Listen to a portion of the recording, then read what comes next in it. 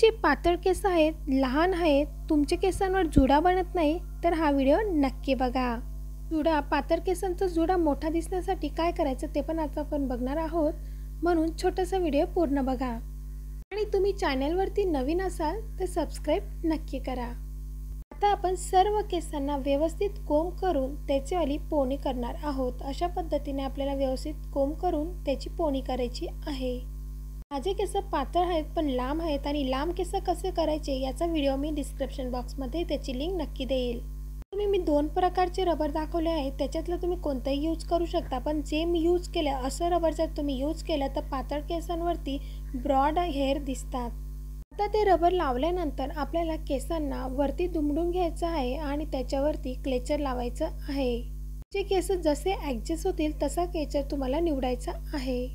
आपण केसांना व्यवस्थित कोंब करून घेणार आहोत। जो आपण अटकवलेले केस आहेत त्यांचं कोंब केल्यानंतर आपण त्यांच्यामध्ये अजून एक रबर बँड लावणार आहोत, जेणेकरून आपला जुडा टाईट बसेल। आता आपण तिथे छोटं रबर लावणार आहोत। अशा पद्धतीने छोटंसं रबर आपल्याला लावायचं आहे आणि तुम्ही जर तुमचे केस खूप छोटे असतील तर तुम्ही पिन देखील लावू शकता। आता आपल्याला त्या केसांना मध्ये कव्हर करायचं आहे आणि पिन तिथं आपल्याला लावून द्यायची आहे।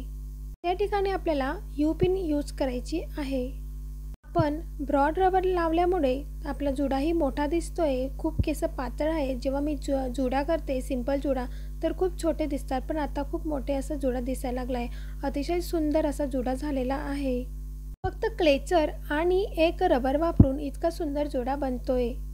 तुम्ही त्या जुडामध्ये ब्रॉन्झ पण लावू शकता। जर तुम्हाला गजरा लावायचा असेल तर गजरा देखील तुम्ही लावू शकता। माझे केस पातळ असूनही त्याच्यामध्ये ब्रॉड रबर यूज केला असल्यामुळे त्याच्यामध्ये जुडा ब्रॉड बनला आहे। आपला नेक्स्ट व्हिडिओ हा नऊवारी साडी लुक असेल। जर तुम्हाला इंटरेस्टेड असाल तर चॅनलला नक्की सबस्क्राइब करा, जेणेकरून तुम्हाला नोटिफिकेशन येईल। खूप सिंपल हेअरस्टाईल होती, साडीवरती सहज आपण ही हेअरस्टाईल करू शकू अशी ही हेअरस्टाईल होती।